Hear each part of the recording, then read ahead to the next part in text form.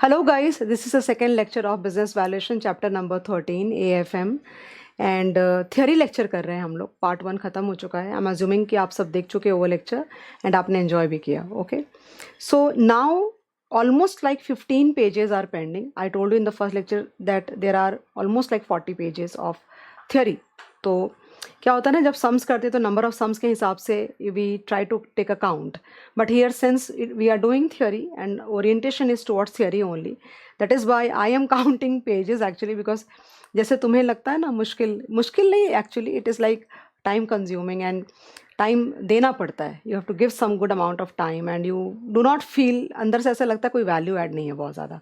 ऐसा नहीं है, बिकॉज अब तो जो तुम्हारा वेटेज होगा थियोरी का वो अच्छा खासा हो जाएगा. पहले I think it use to be between 16 to 20 marks का होता था. मुझे लगता है वो वेटेज मिनिमम 25 और मैक्सिमम 30 मार्क्स तक जाएगा, which is a good weightage. So तुम कितनी भी पढ़ाई कर लो AFM की, प्रैक्टिकल पार्ट की कितनी भी अच्छे से कर लो, ultimately you are preparing to the extent of 70% only. And अगर तुम थियोरी बिल्कुल अटैम्प्ट नहीं कर पाते हो, कुछ भी अगर नहीं पढ़ के जाओगे तो नहीं कर पाओगे.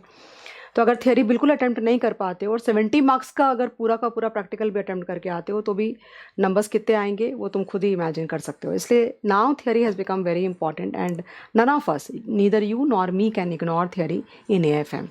Okay, so that was the start point. I was not scaring you or something, but that is a hard reality as of today.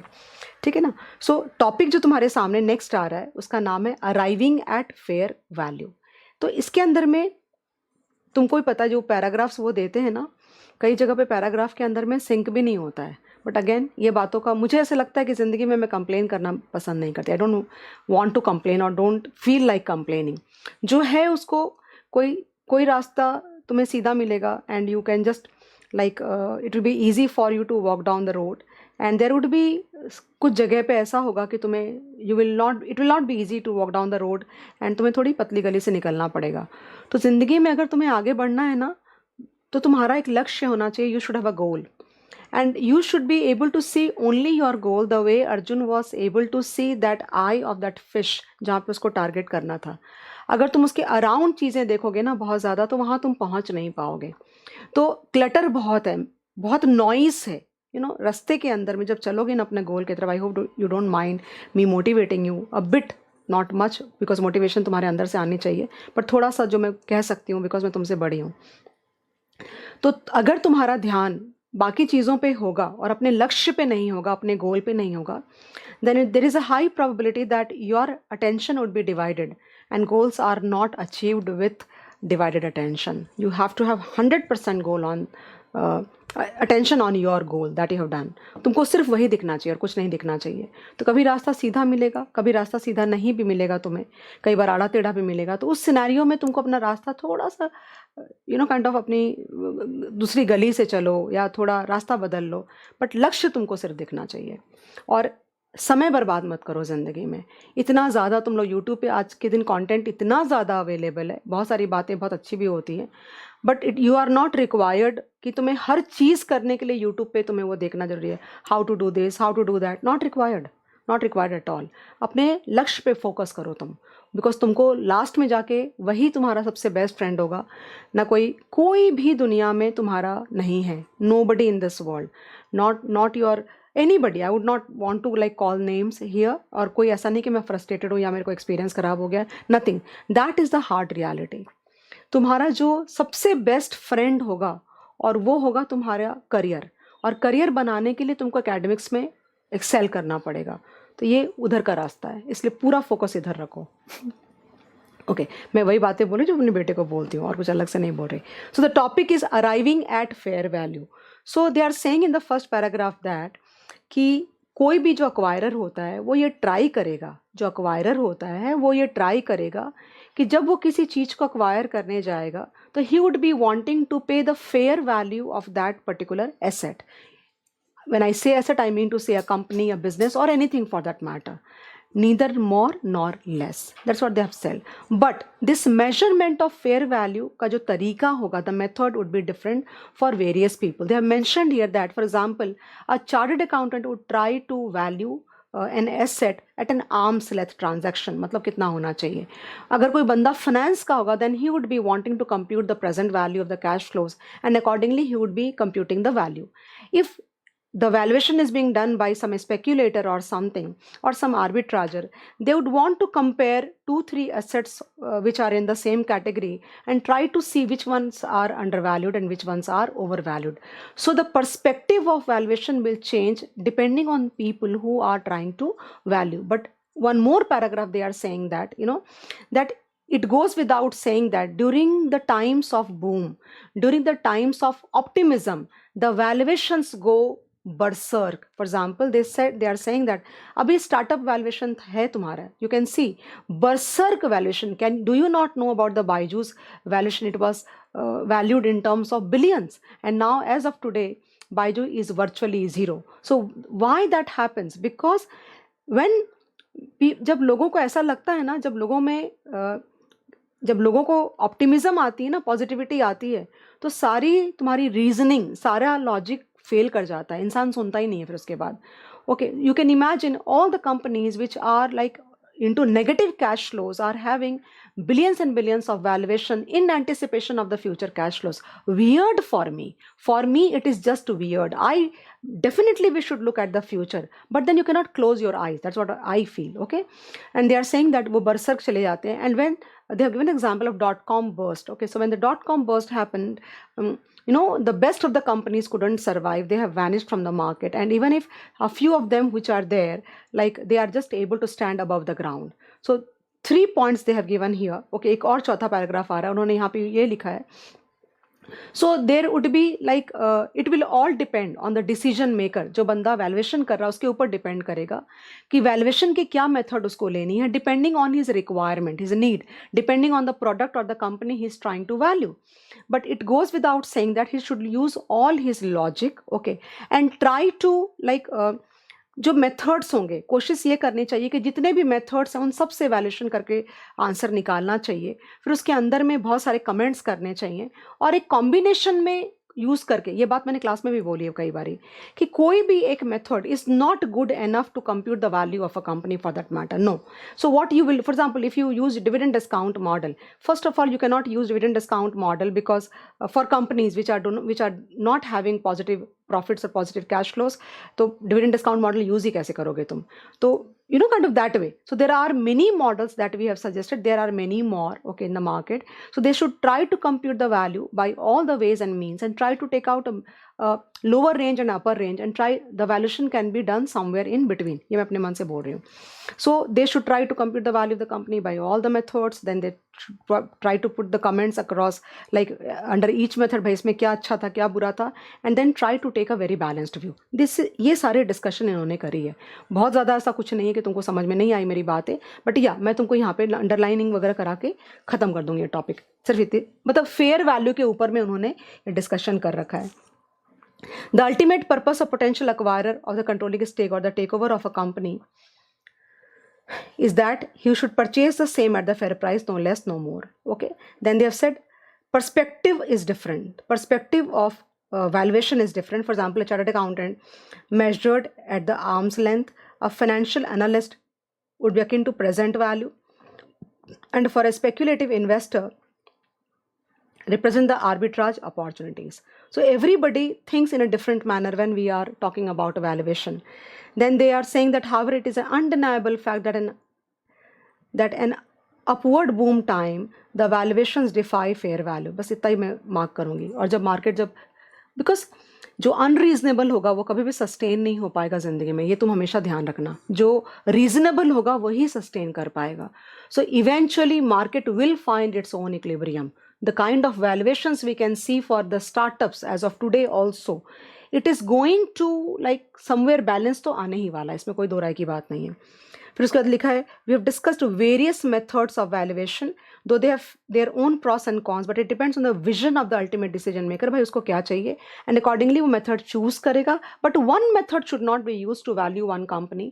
We should use a combination of methods in order to arrive at the fair value. So unless specified otherwise, calculation by as many possible with the available data. मतलब जितने method से तुम कर सकते हो उतने method use करो, and then सबके नीचे कमेंट्स करो भाई इस मेथड से इतनी वैल्यू आई, क्या पॉजिटिव था, क्या प्रॉस थे, क्या cons and all that, and supplement your answer with the help of sufficient additional information.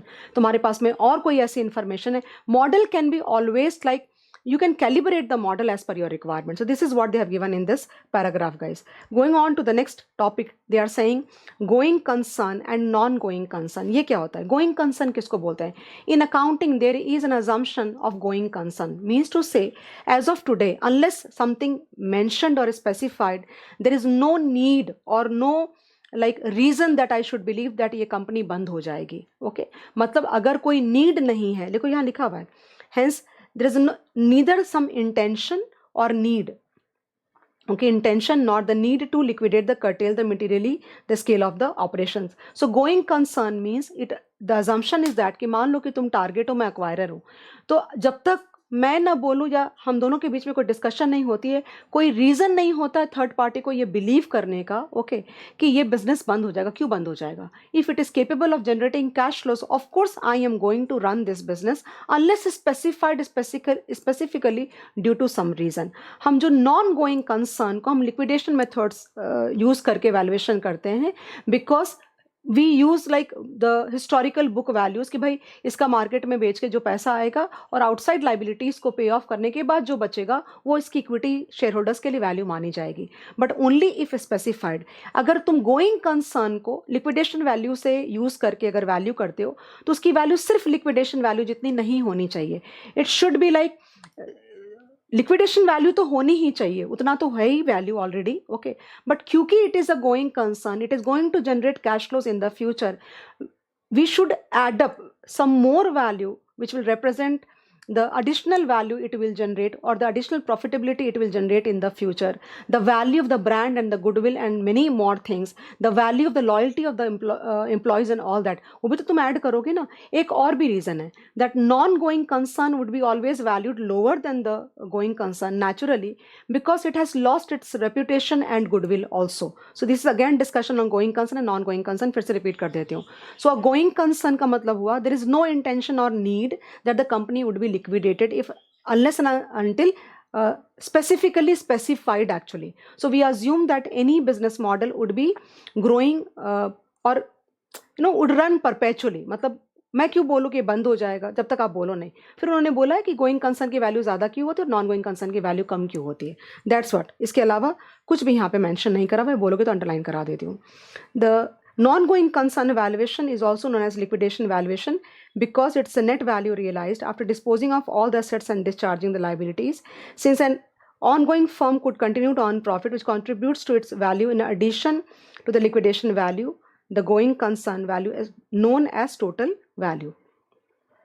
Generally, the going concern value of a firm, okay, will be greater than its liquidation value because it's acquired as an, I mean, I hope you understand, guys. There's nothing like I should be repeating again and again because वो भाई चलेगा भाई, वो मतलब नाम भी खराब नहीं है, गुडविल भी बहुत है, सब कुछ है, फ्यूचर प्रॉफिटेबिलिटी, जो एसेट्स की वैल्यू आ जाए वो तो है ही है, उसके अलावा भी वैल्यू है. Non going concern there is no value of that sort actually. And next one that we are going to discuss is valuation of distressed companies. I was just going through the module, your module this one जो दिया हुआ है, and I could clearly see that there is a lot of content which is missing out in the writing part. मतलब ये जो part है तुम्हारा लिखा हुआ यहाँ पे, ये बहुत ज़्यादा मिसिंग है यहाँ पे, मतलब मुझे सिंक नहीं नज़र आ रही थी चीज़ों के बीच में. And that is why I thought कि I don't know how to put forth in front of you because वैसे भी उन्होंने कोई सम्स वगैरह नहीं दे रखे हैं उसके ऊपर में.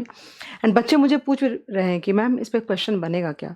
Eight this point of time even I am not confident enough to the fact that ये क्वेश्चन बनेंगे क्या नहीं बनेंगे, but then I just try to do some research on this topic तुम्हारे हिसाब से.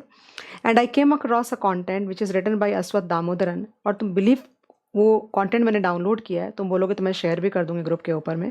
25 पेजेस का कंटेंट है on valuation of distress companies actually. And you will not believe it is word by word copy, but इतना काट छाट करके उन्होंने कॉपी पेस्ट किया है that half of the things have like lost the meaning only. So I am sure you will appreciate जब मैं तुमको दिखाऊंगी वो शीट बताते समय 2-3 बातें बहुत तरीके से सुनना है इसके अंदर में. मैं नहीं जा रही बिकॉज ये सिंक में नहीं है पूरा का पूरा कंटेंट. मैं तुमको दिखाऊंगी कहाँ से लिया है, कॉपी पेस्ट है पूरा. और कुछ चीज़ें अगर इन्होंने अगर कंटेंट के अंदर डाला होता, in terms of practical part, like how to calculate this, how to calculate that, तो बेहतर होता है. It would have been better because that would have given you better perspective from the perspective of, क्योंकि you can not learn some theory if you do not understand anything. It is not possible. I can't teach also. I mean, a good teacher cannot teach any theory like just going blind. It's not possible. That means we are just fooling with each other. So only when you understand something with a practical bent, at least slight, then only you can understand the theory. तो मैं कोशिश करूंगी अपनी तरफ से कम time में तुमको ज़्यादा से ज़्यादा मैं बता सकूं. So what is valuation of distressed companies. Point number 1. मैं इसके थ्रू नहीं जा रही, बाद में रीडिंग कर दूंगी, तुम समझ जाना क्या लिखा हुआ है, बट जो मुझे समझती है वो चीज़ें बातें पहले सुनो.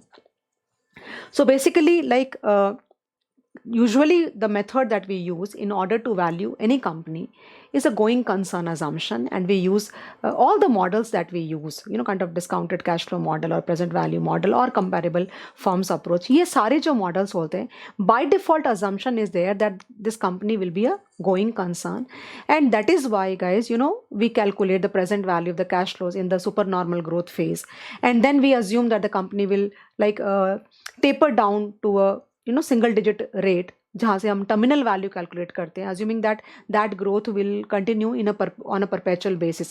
So perpetuity is a very important assumption in the present value model, where we assume that the company will keep growing. If not growing, it will at least keep generating that particular amount of cash flow for a lifetime.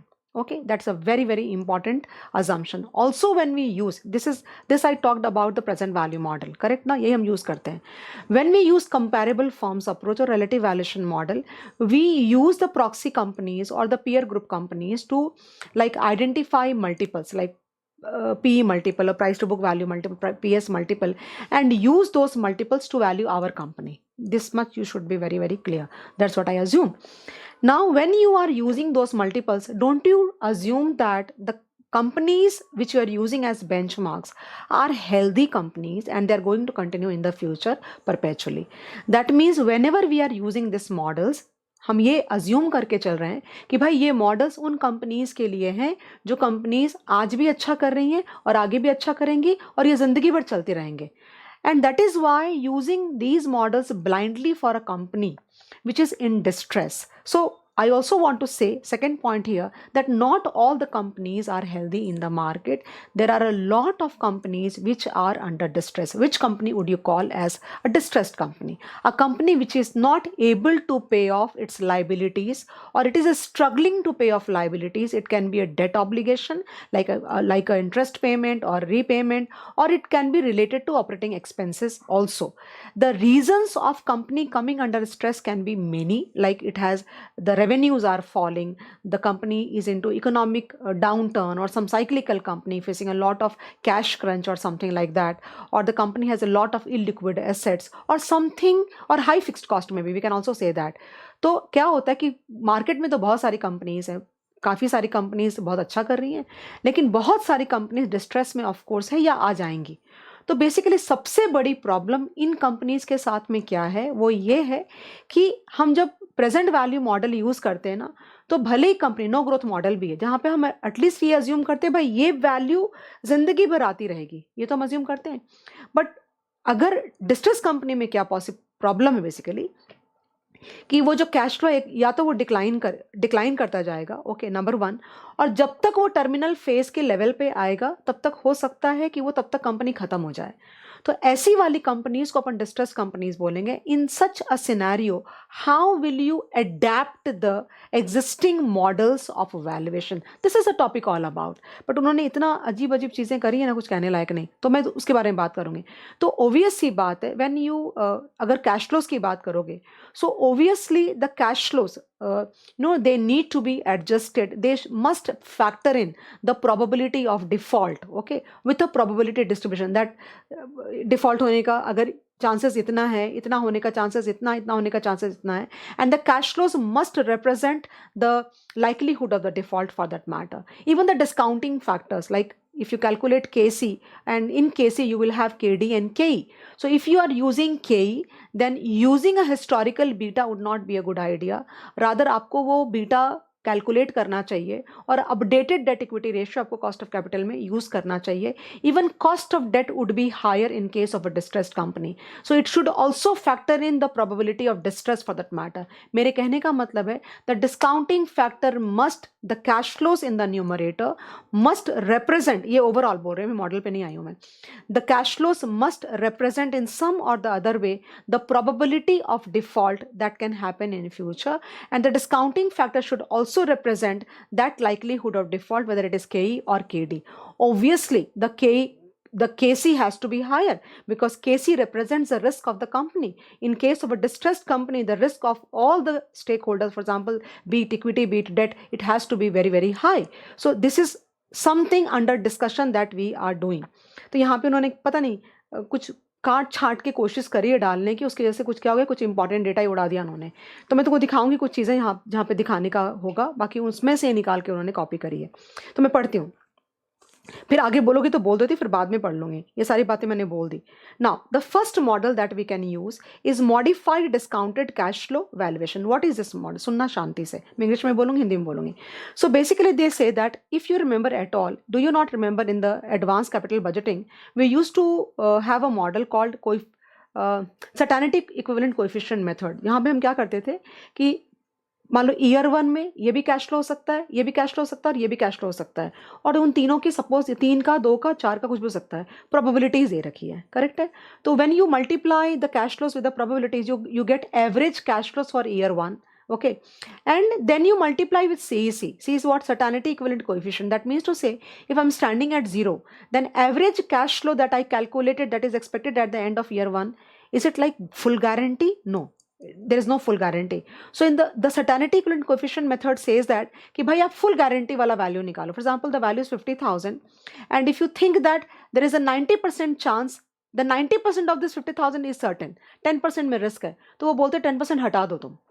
Okay, 0.9 into 0.9 कर दो. Similarly, they are saying here that prepare a distribution of the cash flows, and those cash flows must represent the likelihood of the default. मतलब उस cash flow में वो जो default के chances है वो उसके अंदर factor in होना चाहिए. And then the discounting factor. Okay, it will consist of KE and KD.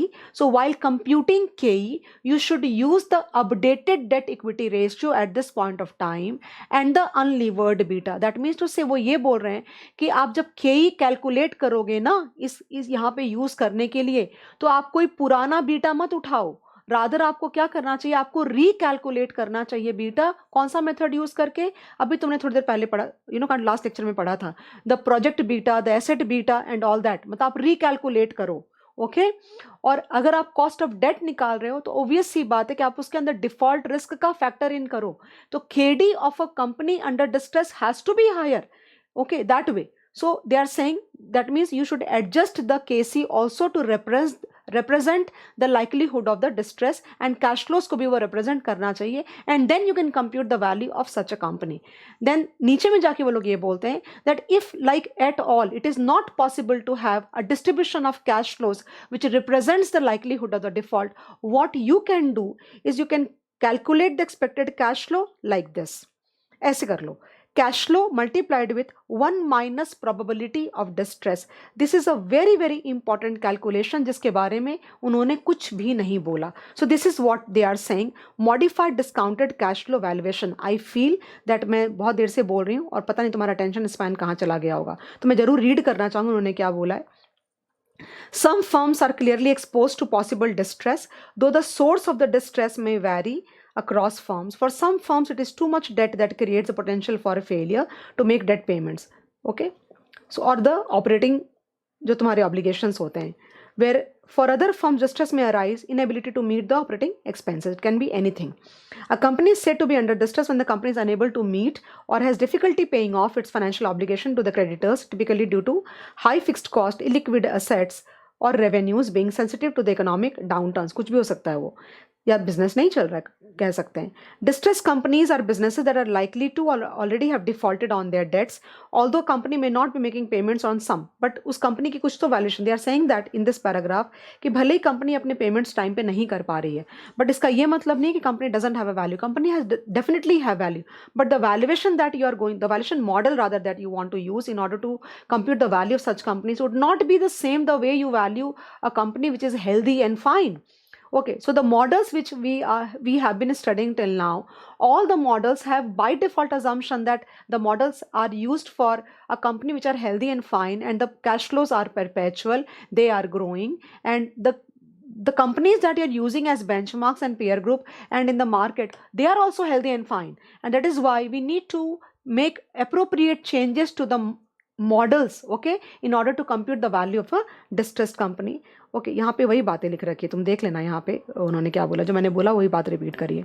So first of them is modified discounted cash flow valuation.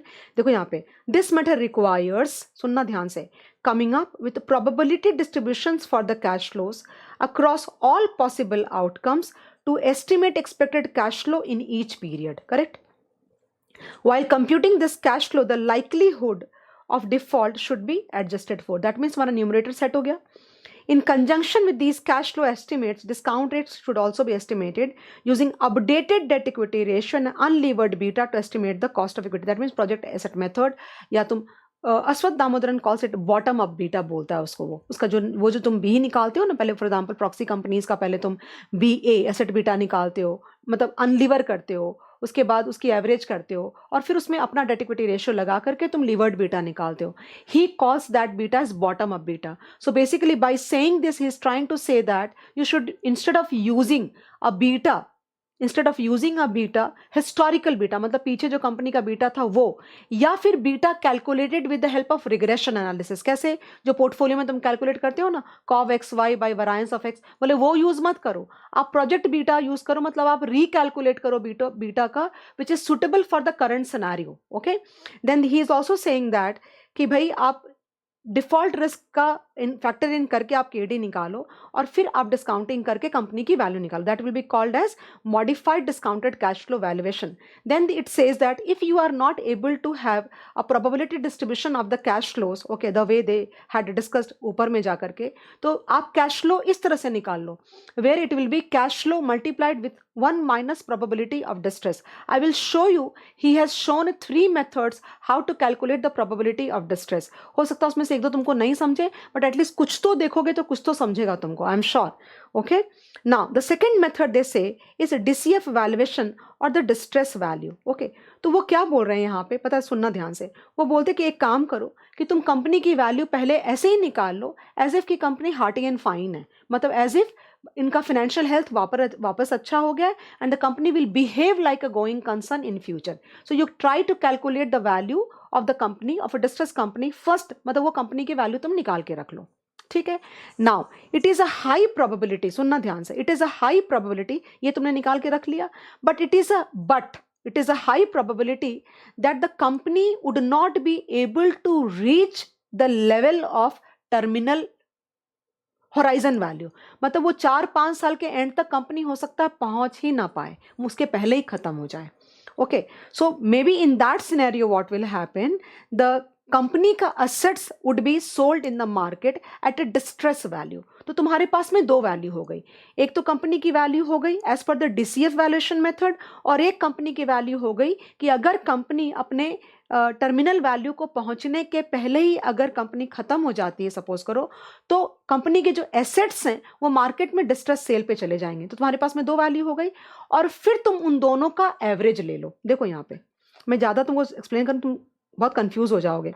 So value of equity, DCF value of the equity, 1 minus probability of distress, देखो weighted average आ गया ना, probability of distress and 1 minus probability of distress. So 1 minus probability of distress, that means DCF value multiplied multiplied with 1 minus probability of distress. समझ में आ रहा है कि इसका 1 minus क्यों लिया?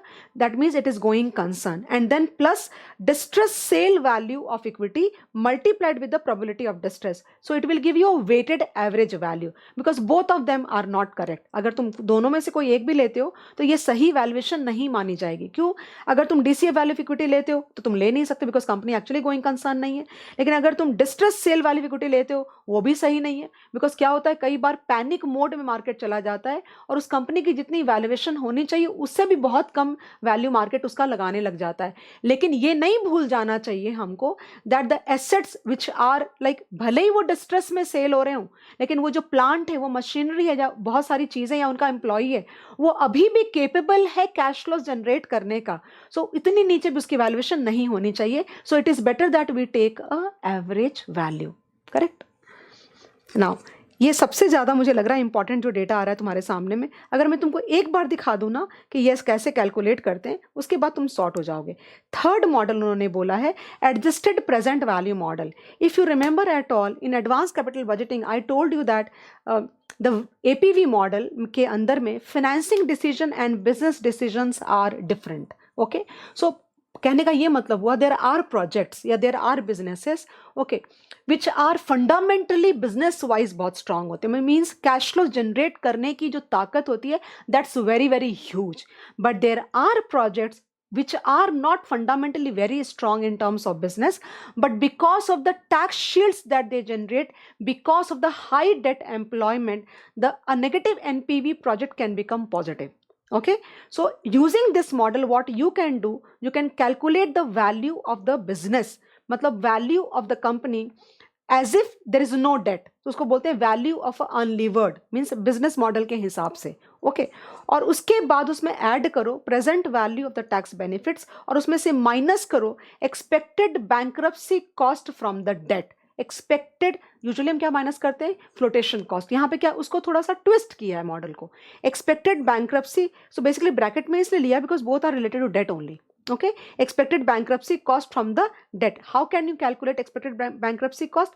So expected bankruptcy cost can be calculated with the help of this formula, unlevered firm value. सुनना, unlevered firm value का मतलब होता है the value of the company on the basis of the strength of the cash flows minus the distress sale value, the excess component multiplied with the probability of distress. Again it has come there, that means probability of distress बहुत important factor हो गया। मतलब क्या हुआ, expected bankruptcy cost क्या होगा, मतलब loss कितना होगा, अनलीवर्ड यानी over and above distress sale value तुम्हारा लॉस हो गया, बट वो लॉस होने का जो चांस उससे मल्टीप्लाई कर दोगे तो आ जाएगा expected bankruptcy cost. That means guys ये इंपॉर्टेंट टॉपिक है, they can definitely ask you one MCQ, so just please be very like careful while writing and revising it. I can't help too much about it.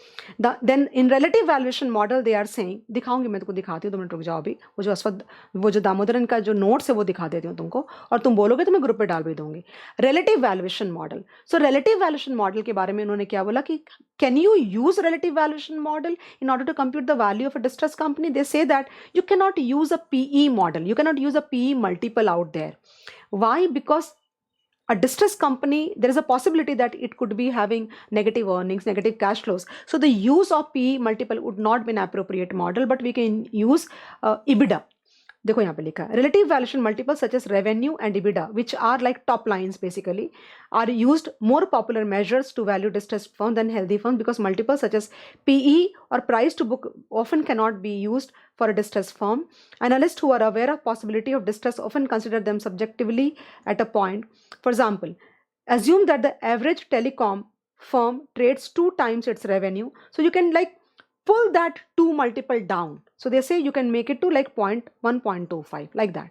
So 4 model बोले, चारों के बारे में बताया। अब जाके एक काम करती हूँ, देखो ये है तुम्हारा जो मैंने वैल्यूइंग फर्म्स इन डिस्ट्रेस, कुछ चीज़ें दिखा देती हूँ। देखो ये पूरा का पूरा कंटेंट उन्होंने यहीं से कॉपी किया है, there is no change in the language, but क्या हो गया ना, उन्होंने कितना कट शॉर्ट किया उसको, 25 पेजेस का नोट्स है ये, उन्होंने इतना कट शॉर्ट किया तो कई बार, एंड आई वाज थिंकिंग कि मैं क्या पढ़ रही हूँ, I mean why am I not able to relate with the content completely. When I went through this, I could connect with every point that they have mentioned there. So, but I am not interested in like मतलब मैंने क्या बोला, हमारा गोल है, okay, और मैं उस गोल से भटकूंगी नहीं बिल्कुल भी। दाएं बाएं, पतली गली लंबी गली, जो करना है करके अपना रास्ता निकालते हुए मैं जिंदगी में आगे बढ़ जाऊंगी। और तुमको भी मैं वही कहती हूँ, because you can not react to every stimuli that you face. समझ में आ रहा है मैं क्या कह रही हूँ? हर पत्थर पे तुम रिएक्ट नहीं कर सकते जिंदगी में, अपना रास्ता निकालते हुए आगे बढ़ जाओ, करेक्ट है। और जो लोग बहुत ज़्यादा कंप्लेन करते हैं ना, उनको मार्केट अच्छे, they don't like, people don't like people who crib a lot.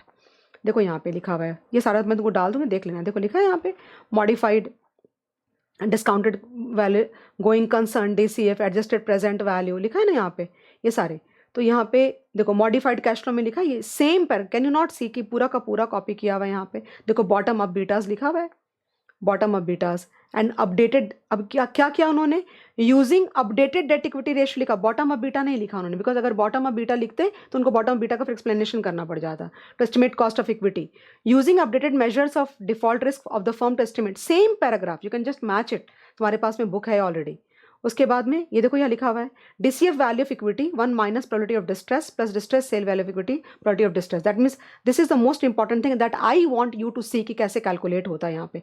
ये तुम्हारा लेक्चर लंबा जाएगा, तुमको जितना देखना है देख लेना, नहीं देखना है मत देखना, but I can't help it. उसने पूरी कैलकुलेशन बताई हुई है यहाँ पे, उसके अंदर तो नहीं जा सकते, जरूरत नहीं, कभी एग्जाम खत्म हो जाएगा।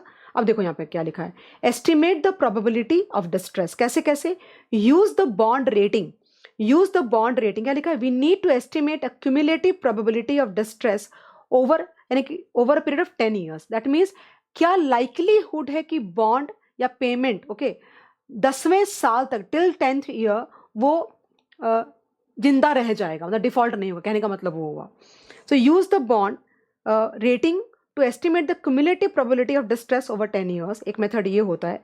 Estimate the probability of distress with a probit, second method ये होता है।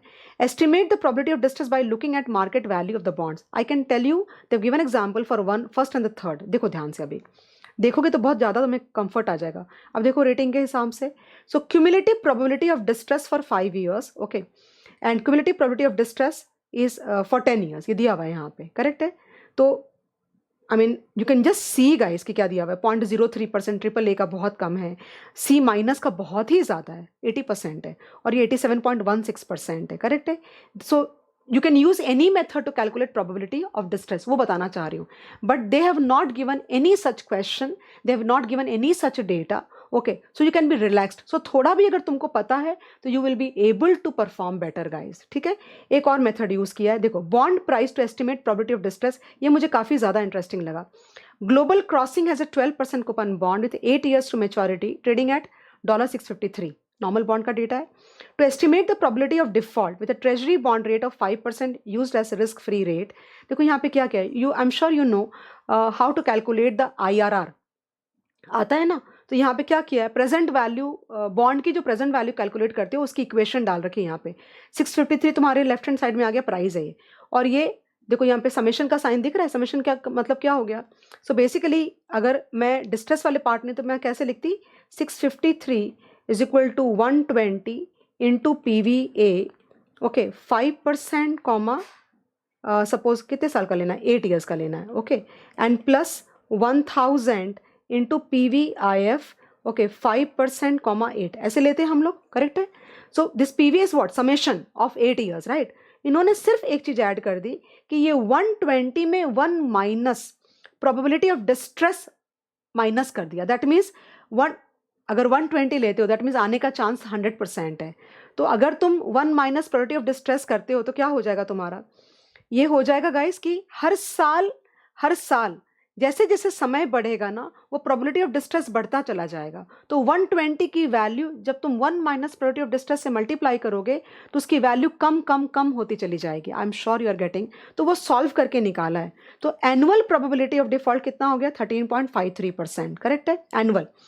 अब cumulative probability of surviving 10 years is 1 minus 0.1353 raised to the power 10। That means cumulative probability of surviving अगर 23.37, यानी कि 10वें साल तक तुम सर्वाइव कर जाओगे, उसके चांसेस है 23.37%, और 1 माइनस उसको निकालोगे तो निकल जाएगा 76.63%। अब ये 76.63 तुम्हारा प्रोबेबिलिटी ऑफ डिफॉल्ट हो गया, जो ऊपर मैं मार्क कर रही थी उसके लिए डेटा, ओके। और उसके बाद गाइस उन्होंने देखो यहाँ पे तो कैसे निकाला हुआ है सब, देखो यहाँ पे valuing probability of distress, cumulative probability of distress ये अभी कैलकुलेट करा. सो बुक वैल्यू ऑफ कैपिटल कैसे कैलकुलेट किया, डिस्ट्रेस सेल वैल्यू इक्विटी वो नहीं था तुम्हारा जहाँ पे तुम वैल्यू करो as per the going concern और वेटेड एवरेज ले लो, वो वाला एग्जांपल है ये. So book value of capital इतना है, डेट और इक्विटी दोनों आ गया उसके अंदर में. डिस्ट्रेस सेल वैल्यू मतलब तुम्हारी जो कंपनी है अगर डिस्ट्रेस में आ गई, मार्केट को पता चल गया, तो तुम्हारी बुक वैल्यू 14,531 का अगर एसेट्स है उसकी वैल्यू तुमको सिर्फ इतनी मिलेगी, दैट इज 25%. 3633 ही मिलेगा. तो ऑब्वियस ही बात है डेट तुम्हारा इतने का, इक्विटी वाले को कितना मिलेगा, कुछ भी नहीं. ओके, सो यहाँ पे value of the equity if it was a going concern then 1 minus probability of like जो भी कैलकुलेट किया डिस्ट्रेस तुम्हारा जो है और कैलकुलेट करके ये प्राइस ये निकाल दिया. It's not difficult but if you have not seen it you will not be able to solve it also for sure. तो ये पूरा दिया हुआ है guys. That is I wanted to value add in your teaching and I did not want to teach you just for the sake of it because it's not a correct method of teaching for that matter. अब तुम खुद देखो कि एक तरीका तो क्या है ना कि you can just keep on cribbing that ICAI has not given, we are not doing, how do I do. So believe me there is always a way out in life and life जितना ज़्यादा challenges life तुम्हारे पे throw करेगा तुम उतना grow कर जाओगे. अब तुम खुद देखो, मैं पढ़ा रही थी, अगर उन्होंने अच्छा खासा डेटा, मैंने बहुत पहले पढ़ा हुआ ये वाला बिकॉज अभी रिसेंटली तो I have not studied because ये फाइल में तो अभी ऐड हुआ है ये. सो पढ़ा था, मुझे भी याद नहीं कि क्या, it is like way back 15-16 years पहले. I mean so but with relevance to CA final, you know, मुझे भी मौका मिला ना, I learn something, I downloaded something, I went through, और तुमको पढ़ाने के बाद मैं फिर से उसको I will go through and possibly in the next batch I will try to incorporate one some और frame one example on a very very easy basis जो कि करिकुलम का पार्ट बन जाएगा. So it is in a way you need to grow on a daily basis. Stop cribbing, start working harder. Life will, और ज़िंदगी में भगवान हमेशा तुमको आगे लेके जाएंगे. Just keep faith on that almighty. I am not saying I am a very, बहुत मैं पूजा करती हूँ all that, but I definitely believe in a lot in my karmas. Okay, after discussion on valuation of distressed companies, the next topic that we are going to discuss is valuation of startups. This is a very, very interesting topic, and I'm sure all the youngsters are so attracted towards the startups because India has like given so many unicorns.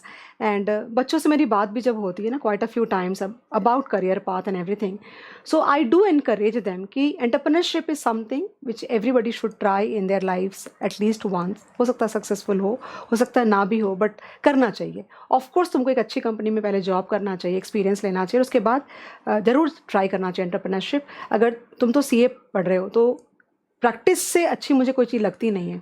मैं chart accountant नहीं हूँ, but if you could establish practice there is nothing like, ऐसा career नहीं है. Of course the glamour which is attached to working with some big multinational company is different, but the satisfaction of developing your own business and making it big is completely different. Okay, but लेकिन तुम अपनी priorities को देखो, तुम अपना interest check करो और उसके हिसाब से डिसाइड करो क्या करना चाहिए विदाउट वेस्टिंग टाइम. जो उन्होंने लिखा है वो मैं डिस्कस करूँगी और उसके बाद हम उस पर थोड़ा अंडरलाइनिंग वगैरह करके आगे बढ़ जाएंगे.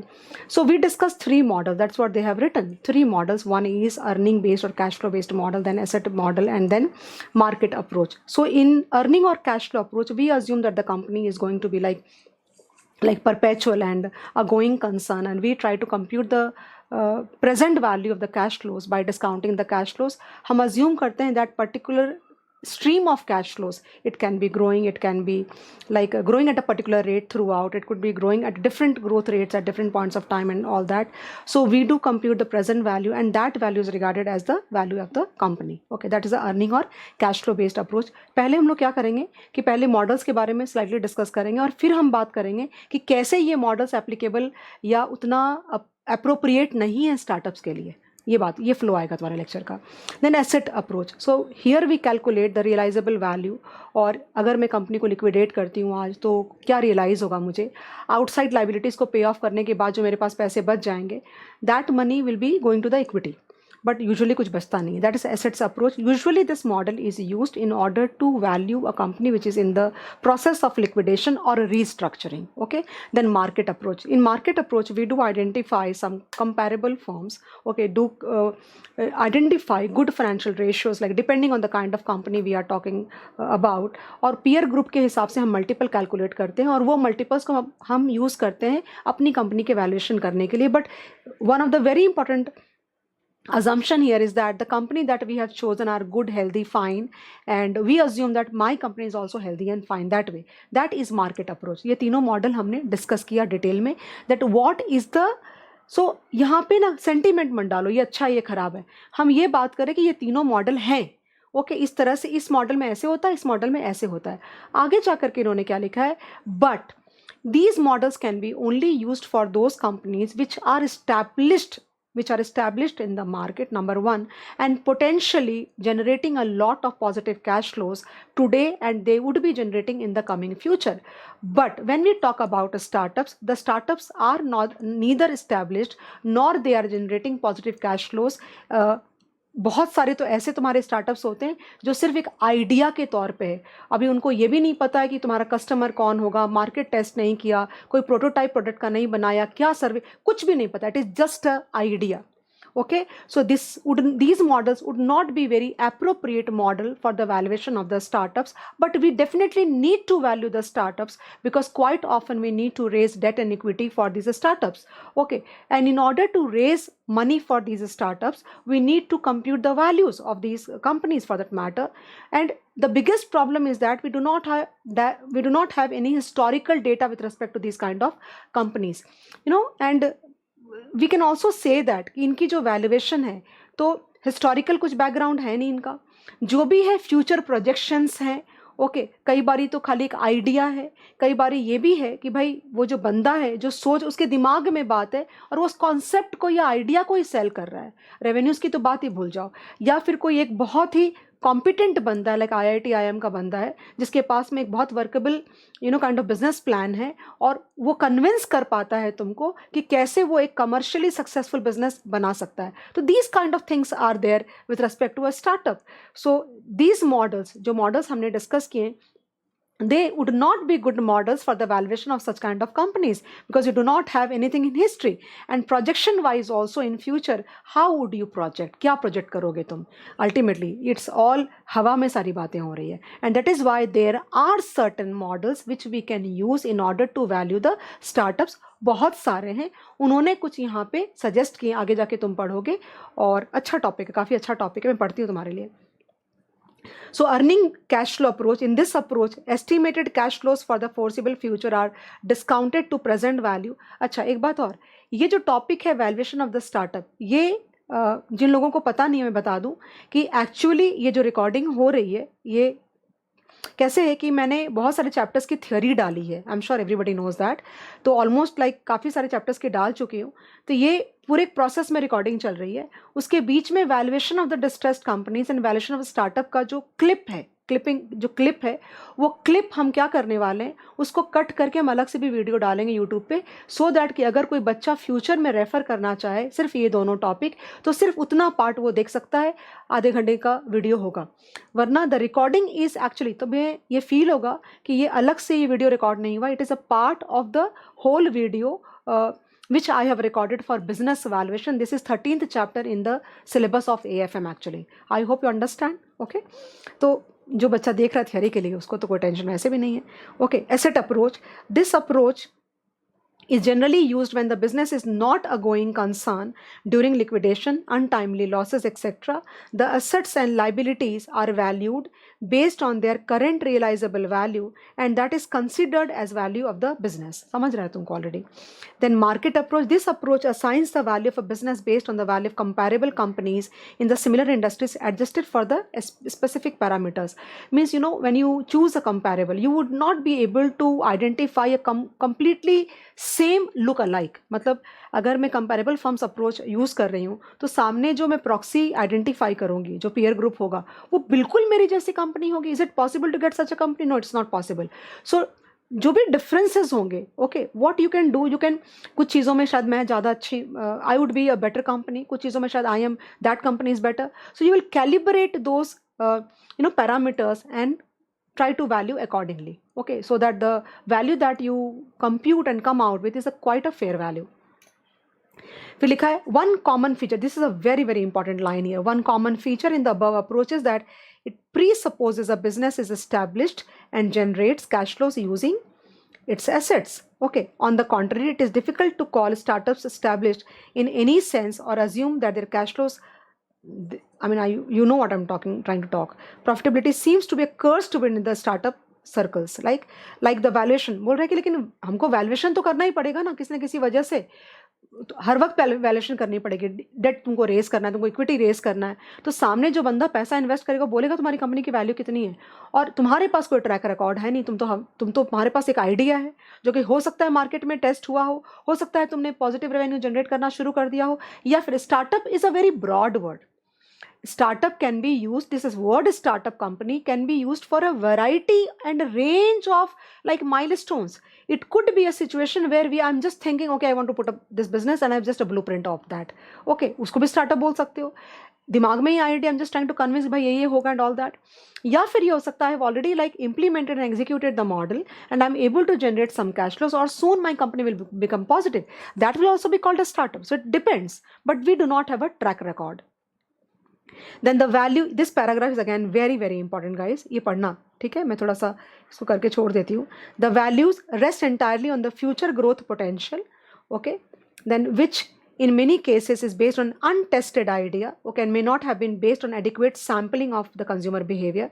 The estimates of future growth are also often based on assessment of the competence, drive and self-belief at times of a very highly qualified intelligent manager and having a capacity to convert a promising idea to commercial success. ये आगे और नहीं पढ़ेगी, यही lines पे बातें कर रहे हैं.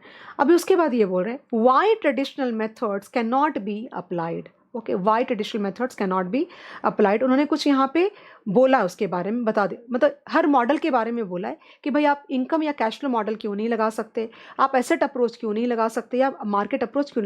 गुड पॉइंट है. This can become a good candidate for a case study for that matter. तो तुमको पढ़ना पड़ेगा ये. ओके, वेरी वेरी मैं समझा देती हूँ. So income approach, so obvious सी बात है कि how would you be like using an income approach if the company has not even started generating the revenues. And in order to use the income approach or cash flow model, you need to have positive cash flows as of today and in the coming future, which you can discount and compute the value. But here either you do not have any revenues, you do not have positive cash flows, or even if you have positive cash flows, they are very very minimal. In that scenario, it will not be possible for us to apply income approach. Then they are talking about asset approach. So they are saying that in these mostly the startups do not have very heavy assets for that matter. They have a lot of intangible assets like intellectual property rights and many like more like intangible assets. बहुत hard assets इनके पास में बहुत ज़्यादा नहीं होते हैं, and that is why assets approach would not be too much appropriate.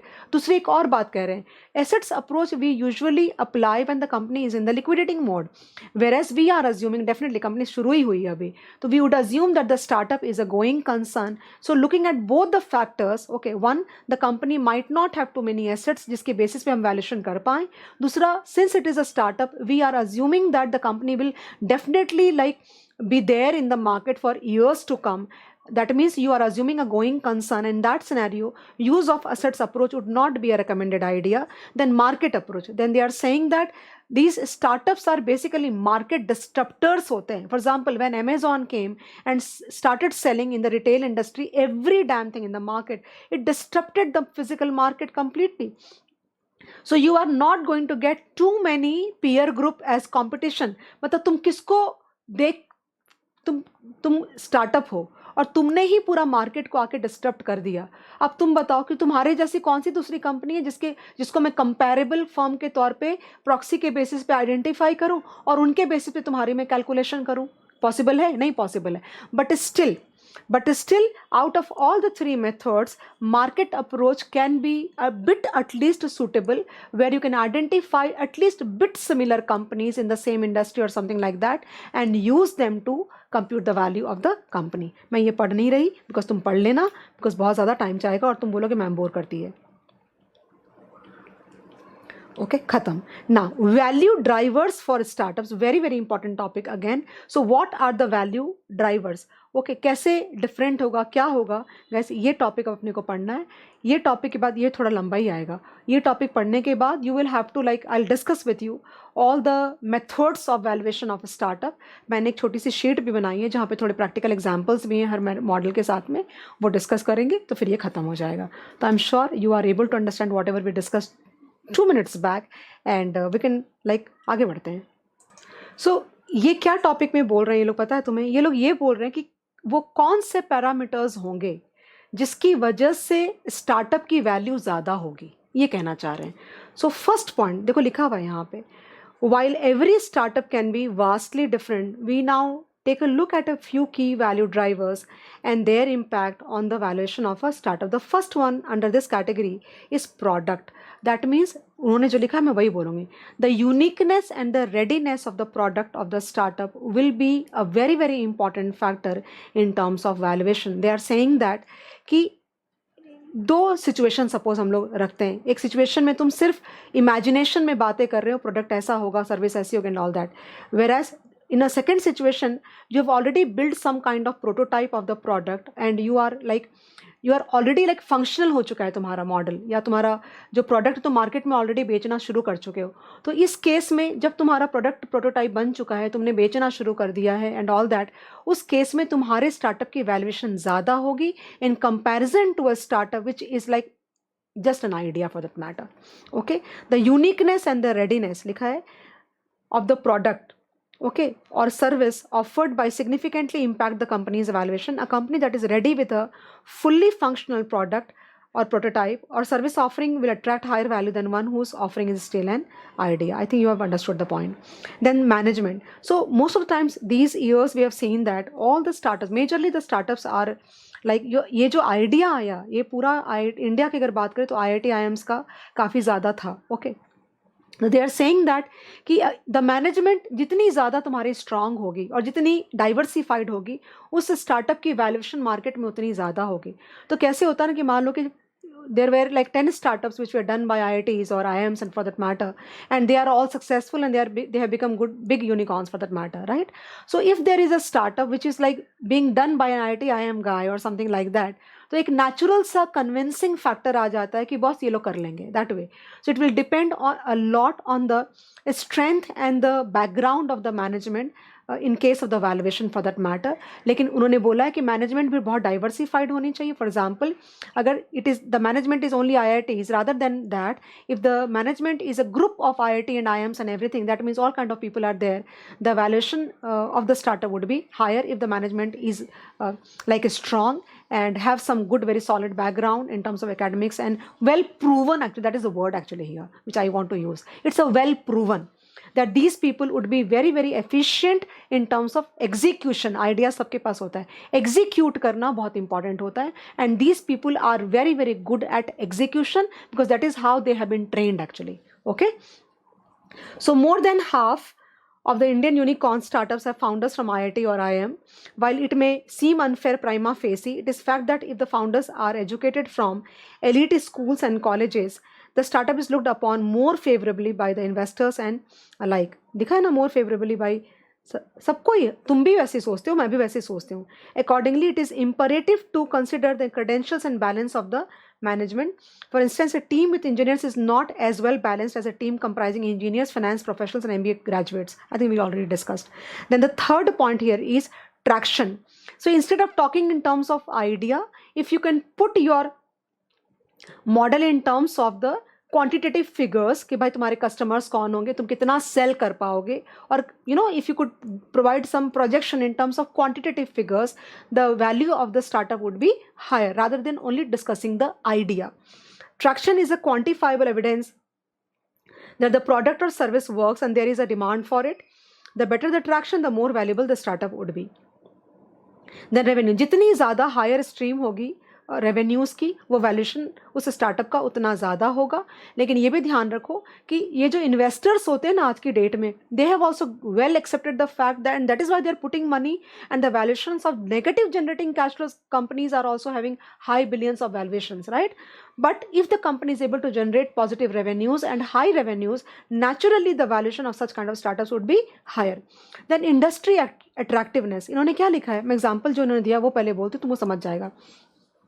कि ये भी डिपेंड करता है किस इंडस्ट्री में तुम्हारा स्टार्टअप। उन्होंने क्या बोला कि अगर तुम टूरिज्म इंडस्ट्री में कोई स्टार्टअप चालू करते हो और मान लो कि वापस से कोविड आने के चांसेस हो जाते हैं, तो नेचुरली ही तुम्हारा स्टार्टअप अनअट्रैक्टिव हो गया, बिकॉज चाहे जितना अच्छा तुम्हारा मॉडल होगा, अगर कोविड वापस आता है, ऐसा कुछ लॉकडाउन वगैरह कुछ ऐसा होता है, तो तुम्हारा जो बिजनेस है वो नहीं ही चलेगा। तो it also depends on the fact that what kind of industry we are talking the startup is into. So there are startups जो कि एवरग्रीन होते हैं, कुछ भी हो जाए वो बिजनेस चलना ही चलना है। ओके, लोग बोलते हैं फूड एंड ग्रोसरी का बिजनेस ऐसा है कि जब तक सिविलाइजेशन है, जब तक इंसान जिंदा है, वो चलेगा ही चलेगा। So the valuation will also depend on the industry in which the startup is there. Then demand and supply, और अगर इंडस्ट्री तुम्हारी अट्रैक्टिव है तो obviously the investor, there would be a lot of investors would be wanting to invest in such kind of startup. तो जैसे demand बढ़ेगी, naturally valuation ज़्यादा बढ़ जाएगी। Competitiveness, obviously we would be wanting to invest in startups as ventures as private equity where the competition is less. खत्म। Now methods of valuing the startups, मैंने एक sheet भी बना रखी है जहाँ पे इन्होंने बहुत ज़्यादा मॉडल्स नहीं दिए हैं, तुमको उतना ही फोकस करना जितना उन्होंने दिया हुआ है, don't go for extra, but yet if you see, I will again upload the sheet on my group of Telegram, you can just go through, okay, because there are some examples. Some क्या होता है, कुछ numericals होते हैं ना छोटे छोटे, तो we are able to understand the concept better instead of theory part. Okay, so the name of the models are Burkus approach, then you have cost to duplicate approach, comparable transactions approach, scorecard valuation method, and first Chicago method and venture capital method। मैं तुमको समझा देती हूँ, फिर उसके बाद मैं sheet पे जाऊँगी, ठीक है। तो यहाँ पे सबसे पहले Berkus approach, it is the name of the guy, it is a Dave Berkus, ऐसे अगर कुछ नाम है। तो दिस मॉडल, सुनना ध्यान से, this model is good for those kind of startups which are in the pre revenue phase. कहीं लिखा होगा, ये लिखा है ना, दवे बर्कस लिखा हुआ भी है, यहाँ पे नहीं लिखा हुआ है। ओके, प्री रेवेन्यू जो फेज में जो स्टार्टअप्स होते हैं ना, उनकी उसकी वैल्यूएशन के लिए ये मॉडल यूज़ किया जाता है। वो बोलते हैं कि तुम्हारा जो लोअर रेंज है वैल्यूएशन का वो $2 मिलियन होना चाहिए, और जो अपर रेंज है वो $2.5 मिलियन होना चाहिए, और जो स्टार्टअप की वैल्यूएशन है वो इन फैक्टर्स 5 फैक्टर्स पे डिपेंडेंट है। Number 1 the basic value, number 2 the technology, number 3 the execution skills, number 4 the strategic relationships, and number 5 production and sales. Okay, तो क्या होगा ना, सबके बाजू में वैल्यू लिखी हुई रहेगी, तुम क्या करोगे, सबको ऐड कर दोगे, और वो हो गया value of that particular startup. So again I am repeating, this approach is used for the valuation of a startup which is in the pre revenue phase. जब मैं तुमको शीट दिखाऊंगी ना, तुम समझ जाओगे, वहाँ पे लिखा हुआ होगा। तो दिस इज डन, और 5 फैक्टर्स को उन्होंने ये इंपॉर्टेंट है तुम्हारे एग्जाम के point of view, because you they can ask in the MCQs and everything. The next model that we want to discuss, देखो लिखा हुआ है, this method caps the pre-revenue valuation at $2 million, post-revenue valuations at 2.5 million. Then the next model that we can use to value a startup is cost to duplicate approach. ये क्या होता है कि ये मॉडल ये कहता है कि अगर जिस स्टार्टअप की हम वैल्यूएशन कर रहे हैं, so how much cost will it take to create the same startup again, you know, खर्चा कितना लगेगा।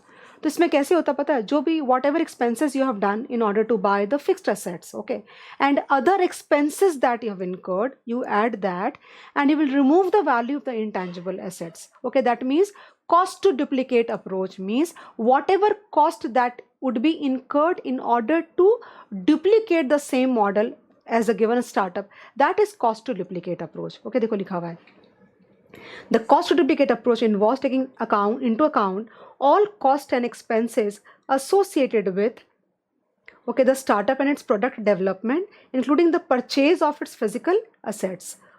Okay, now जैसे R&D का खर्चा लगा and all that, all such expenses are considered to determine the startup's fair market value based on all the expenses. This approach is often criticized for not focusing on the future revenue projections or the assets of the startup. Don't have to bother about all that. क्या है वो समझ लो तुम।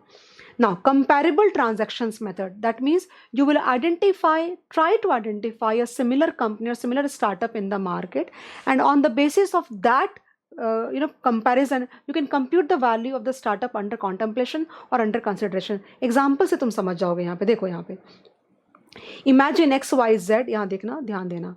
Okay, imagine XYZ Limited, a logistics startup, was acquired for rupees 560 crores.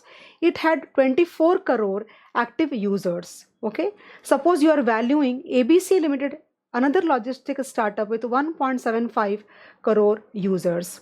क्या करोगे तुम पता है?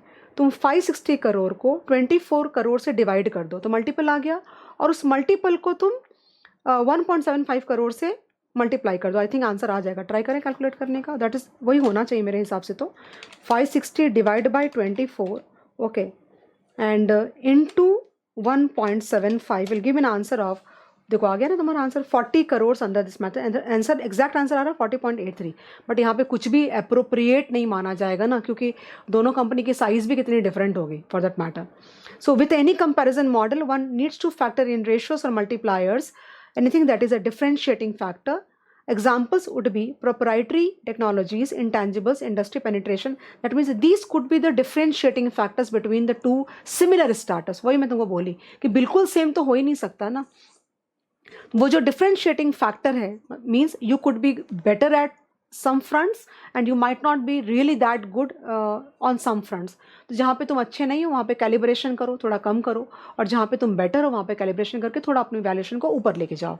That way, that is called comparable transactions method. Then scorecard valuation method. अब ये क्या बोला इन्होंने कि यहाँ पे इन्होंने क्या किया कि बोला है कि आप एक मतलब एक कंपनी की बेसिक वैल्यूएशन आप ले लो पहले. ओके, कंपनी की बेसिक वैल्यूएशन आ गई. उसके बाद ये जो चीज़ें हैं, okay, like strength of the team, then size of the opportunity, product और service, competitive environment, marketing, sales, need additional investment and others. ये क्या है पता है? 0 to 30% रेटिंग है ये. मतलब तुम 0 से लेकर 30% तक की रेटिंग दे सकते हो depending on the strength of your team. तुम 0 से लेकर 25% तक की रेटिंग दे सकते हो depending on the size of opportunity. 0 to 15% on product and service, 0 to 10% on competitive environment, marketing and so on. फिर क्या बोला है कि उसके बाद तुम अपने जो तुम्हारा कंपेरेबल होगा कंपनी, उसके हिसाब से तुम अपने आप को ग्रेड करोगे. दैट उस particular, for example on the strength of the team, for example, so you are below 100%, below par, equal to 100% that is at par, and above 100% above par. यहाँ पे देखो एग्जाम्पल दिया बहुत अच्छा कि for example the marketing team has 150% का score. Why? Because your team is thoroughly trained and तुम्हारी टीम की मार्केट में बहुत तारीफ हुई है and people feel that your team is very good. So तुम्हारा जो स्कोर है अबव पार है, दैट इज़ 150%. ओके, तो अगर 150% है तो तुम यहाँ पे जो स्ट्रेंथ ऑफ द टीम है तुम यहाँ पे ले सकते हो ना. कहाँ गया वो? हाँ, marketing, sales, channel and partnership में 10% का जो हाईएस्ट होगा वो तुम ले सकते हो. वही तो हो गया यहाँ पे द मार्केटिंग टीम. वही मैं बोली कि स्ट्रेंथ ऑफ द टीम नहीं है, मार्केटिंग टीम है. तो मार्केटिंग टीम को तुम जैसे नहीं होता 0 to 10, यानी 0 to 10% रेंज हो गया. तो depending on whether you score less than 100%, equal to 100 और मोर देन 100, तुमको वो 0 to 10 में तुम रेंज हो जाएगा तुम्हारा. अब तुम्हारा स्कोर आया 150%, यानी कि तुम अबव पार हो, तो उस केस में सबसे हाईएस्ट दोगे ना, 10% दोगे, जो कि हाईएस्ट है तुम्हारा. तो यहाँ पे जो फैक्टर कैलकुलेट होगा ना वो कैसे हो गया पता है तुम्हें? कि 1.5 ये हो गया, 1.5 इंटू 0.10 करोगे ना. कैसे आया 1.5? 150 डिवाइड बाई 100 करोगे तो 1.5 इंटू 0.1 करोगे तो फैक्टर आया 1.15. तो इसी तरह से जैसे 0.15 कैलकुलेट किया ना, उसी तरह से ये सारे के को यूज़ करके फैक्टर्स की कैलकुलेशन होगी और उसको तुम ऐड कर दोगे, और वो ऐड करके बेसिक वैल्यूएशन में मल्टीप्लाई कर दोगे तो तुमको आ जाएगा answer as per the scorecard valuation method. These points, this topics are important guys, you cannot ignore these topics for that matter, you are not allowed to. उसके बाद first Chicago method में you will try to compute the value of the company in 3 scenarios: worst case scenario, normal case scenario and best case scenario. ये तुम करोगे. उसके बाद तुम probabilities लोगे, फिर एवरेज वैल्यू तुम निकाल दोगे. ये खत्म हो गया. देन वेंचर कैपिटल मेथड में क्या होता है कि भाई 5 साल के एंड पे इस कंपनी के कैश फ्लोज कितने होंगे, और कोई मल्टीपल होगा 10x, 20x, 30x, उससे मल्टीप्लाई करके तुम कंपनी के वैल्यूएशन निकाल सकते हो. If you are not like really confident कि कैसे हुआ है, next topic would be valuation of the digital platforms. I am definitely interested in showing you the sheet that I have prepared for you. Very basic sheet actually, फटाफट तुमको मैं go through करा देती हूँ. इसके अंदर में द बर्कस मेथड देखो लिखा है, बेसिक वैल्यू ये है, ये टेक्नोलॉजी का है, ये 5 लाख का है, ये तो टोटल वैल्यू कितनी हो गई? $2.5 मिलियन तुम्हारी कंपनी की वैल्यूएशन हो गई. देखो लिखा है ना यहाँ पे the Berkus method developed by Dave Burkus is suitable for pre-revenue startups. It focuses on 5 key success factors, assigning specific dollar values to each. Okay, so minimum would be $2 million, maximum can be $2.5 million. Now comparable transaction method के अंदर में क्या करोगे तुम, comparable transaction value, उसके बाद comparable metric and your metric, जैसे हम लोगों ने अभी किया वहाँ पे ना, तो यहाँ पे $10 million की वैल्यू है विथ 1 million यूजर्स, तो 10 million डिवाइड बाई 1 million, और तुम्हारे कितने यूजर्स हैं 1 लाख, वो तो मल्टीप्लाई करके वैल्यूएशन करोगे तो 1 million की डॉलर्स की वैल्यू आ जाएगी. स्कोर कार्ड वैल्यूएशन में जो था ना हमारे 0 to 10, 0 to 15, वो वाले पार्ट पे हम ये कर रहे हैं. तो लिखा है एवरेज इंटू फैक्ट. ये फैक्टर मैंने तुमको अभी बताया कि तुम जैसे 0.15 निकाला तो सारे जो थे तुम्हारे पैरामीटर्स, उन सब के फैक्टर कैलकुलेट करोगे और ऐड कर दोगे और इसी तरह से मल्टीप्लाई कर दोगे तुम. देखो यहाँ पे लिखा है if the average valuation is $2 million, वहाँ था ना बेसिक वैल्यूएशन निकालो, and startup scores a factor 1.2 based on team opportunity and other qualities like marketing and all that, वहाँ पे था. So combining this sheet with that will give us a very very exhaustive understanding of these models also. I'm happy about that. Okay, then cost to duplicate approach. This method calculates the cost to recreate a startup minus intangible assets. So sum of fair market values of the physical and other relevant cost. खाली cost, intangible values को तुमको minus करना पड़ेगा. Okay, then risk factor summation method, ये वहाँ पे नहीं था. So initial valuation plus risk factors. तो initial valuation $2 million and risk factors के हिसाब से $5 lakh, $2.5 million की वैल्यूएशन हो गई. डिविडेंड या डिस्काउंटेड कैश फ्लो मॉडल मुझे समझाने की जरूरत नहीं है, everybody knows how to do that. Then venture capital method में लाइक देखो यहाँ पे इफ द टर्मिनल वैल्यू यानी 5 साल के बाद वैल्यू $20 million की है तो मल्टीप्लाई विथ 5x करोगे तो $100 million की तुम्हारी कंपनी की वैल्यूएशन आ गई. बुक वैल्यू मेथड कुछ नहीं होता, total assets minus total liabilities. And market capitalization method में गाइस तैयारी इजी देख लेना, अगर शीट बोलोगे दे दूंगी. अब यहाँ पे क्या लिखा है, 3 सिनेरियोज में लिखा है ना. An extension of DCF this method consider 3 scenarios including worst case, best case scenarios, providing a range of valuations, और उसके बाद प्रोबेबिलिटी प्रोवाइड करके आंसर तुम निकाल दोगे. इज इट डिफिकल्ट और something? I don't think so. So like all the people like who have seen this lecture of business valuation, तो अलग से हम ब्रेक करके इस टॉपिक को डालने वाले हैं यूट्यूब पे, तो तुमको देखने की ज़रूरत नहीं है because it has been covered by you जब तुम थियरी पढ़ रहे थे. बट या आई वुड डेफिनेटली वांट कि मैं value how to value a distressed company, उतना सा पोर्शन वो 20-25 मिनट्स का जो लेक्चर है वो, then how to value a startup, वो वाला पार्ट मैं निकाल के यूट्यूब पर डेफिनेटली डालूंगी. तो you can take a call on that part. Okay, so let's move on. The next topic that we need to discuss is evaluation of digital platforms. This is one topic that is so inseparable on a day-to-day basis. पूरे दिन में Facebook, Insta, Spotify, then YouTube, then what not. You know, we use so many digital platforms और सबका behavior देखो बहुत different है. जब तक हम पढ़ते नहीं हैं उसको तब तक हमें ये नहीं समझता that what is exact difference. So what is how do you value such kind of digital platform because they definitely have huge amount of valuation. I am sure you understand that WhatsApp was sold to Mark Zuckerberg for billions of dollars for that matter. I'm sure you understand that part. Instagram was bought by Mark Zuckerberg for millions of dollars and billions of dollars for that matter. So there has to be something on the basis of which these digital platforms are valued, right? So बहुत detail में नहीं पढ़ना है, but हाँ थोड़ा तुमको पता होना चाहिए विद रिस्पेक्ट टू अगर केस स्टडी कुछ आती और अगर कोई MCQ आता और कोई थ्योरी लिखने आती तुम लिख पाओ.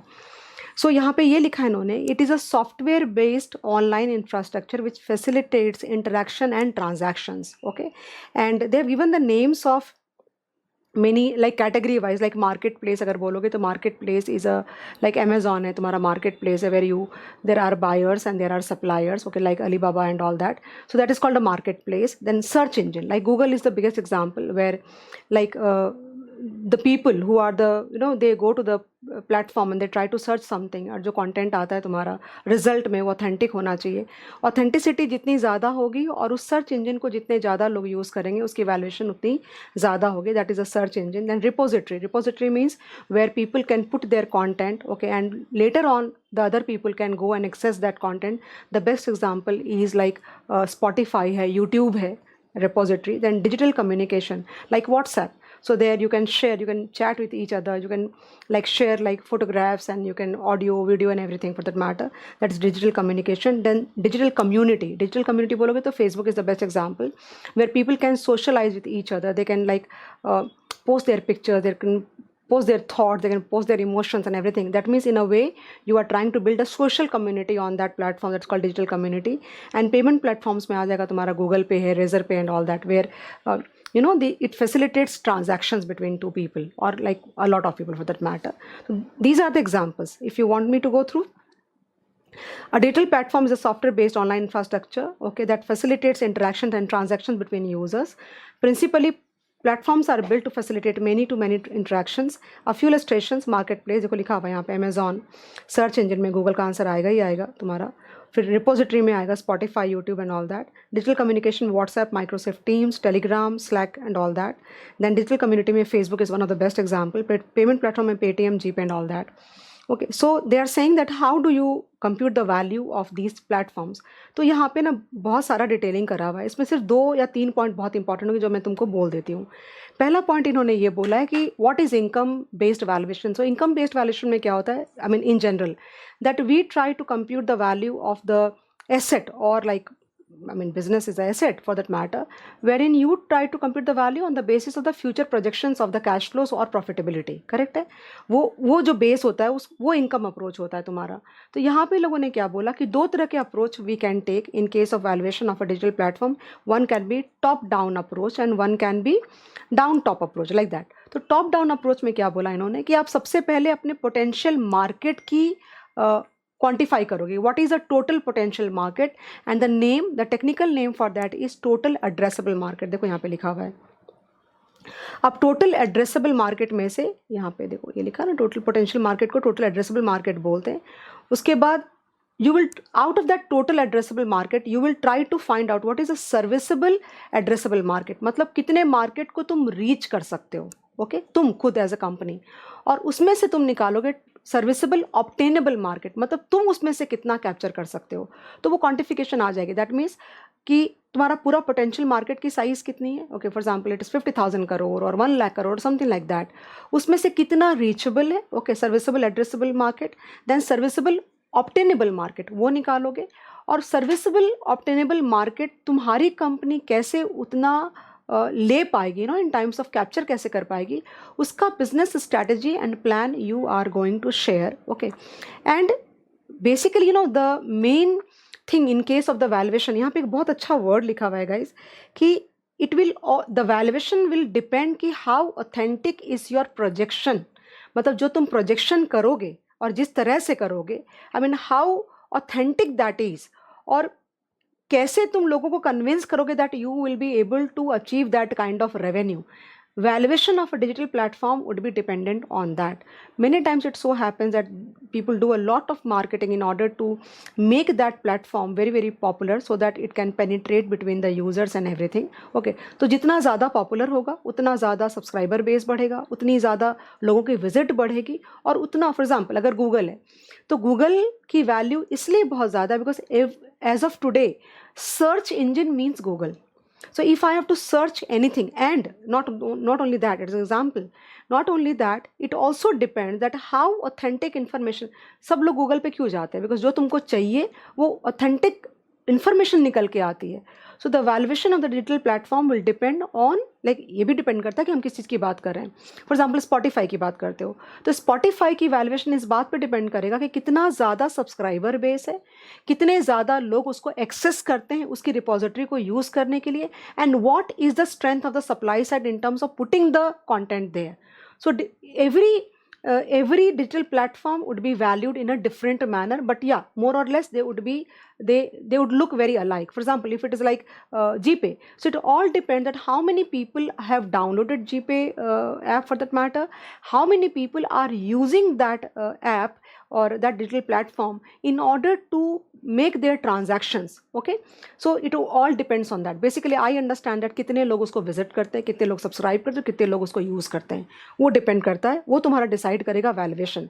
फिर उन्होंने ये बोला कि this method top down approach is a very, like it is a it is not easy to कि तुम पूरे पोटेंशियल मार्केट की तुम कॉन्फ़िगरेशन करोगे भाई कितना मार्केट है, हम उसमें से कितना, so it is a like very complicated और complex task for that matter.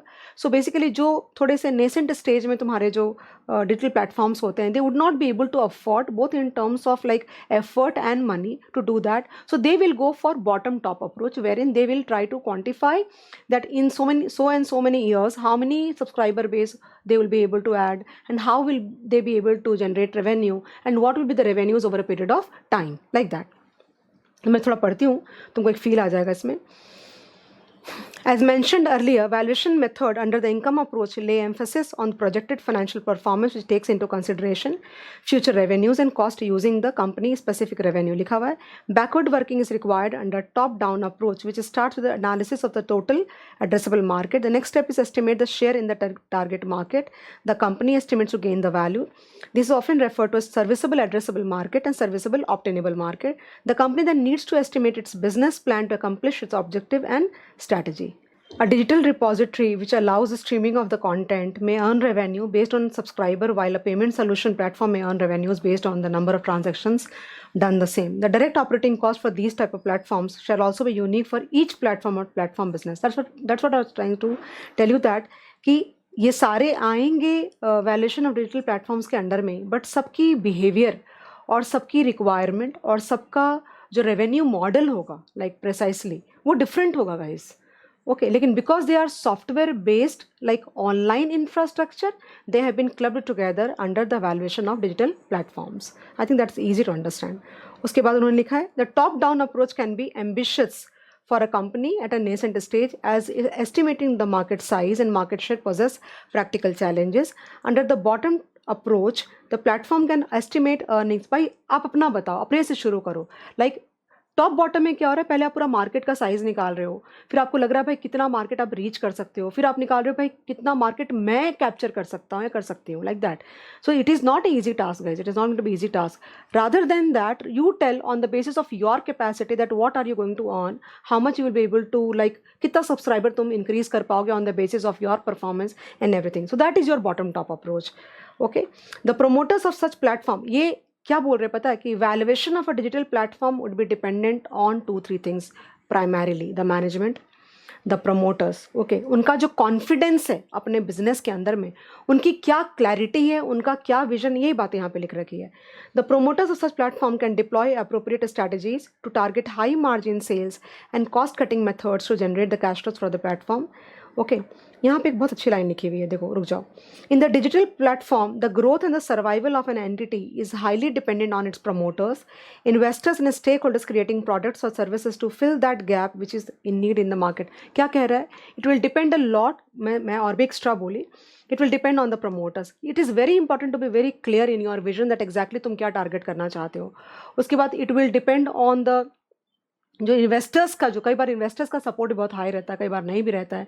उसके बाद किसी भी बिजनेस में, not only in case of like digital platforms, it is very important that when you start thinking about a business, okay, you should be very clear in your head that what is that gap, okay, already there which you want to fulfill with the help of your business model.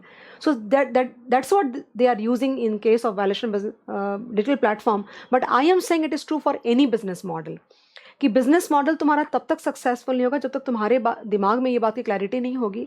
क्योंकि देखो आज के समय में सबको सब कुछ आता है, बहुत सारे कंपटीशन बहुत ज़्यादा है, बट एक कैसे छोटे छोटे गैप्स होते हैं जो लोग launch, one product can become your star product in case of selling, and you can earn like millions of dollars for that matter. It could be like plain multi kind of a t-shirt website for that matter, जहाँ पे जो कि हम day to day basis पे पूरा world की जो जनता है वो यूज़ करती है.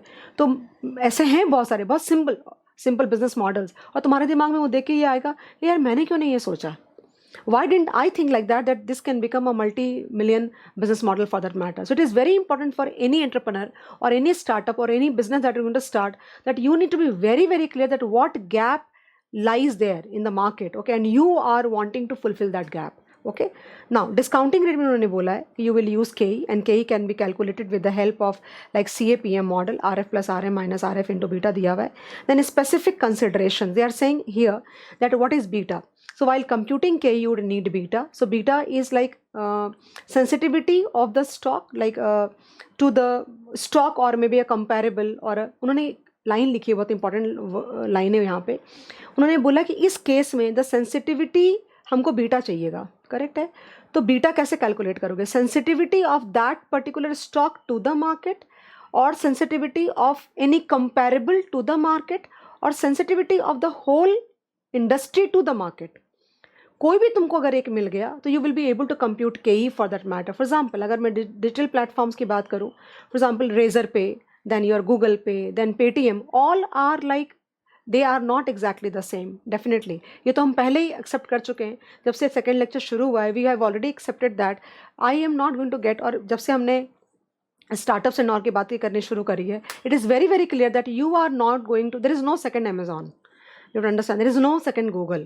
There is no other Instagram. There is no other Facebook. So you are not going to get a comparable that easily.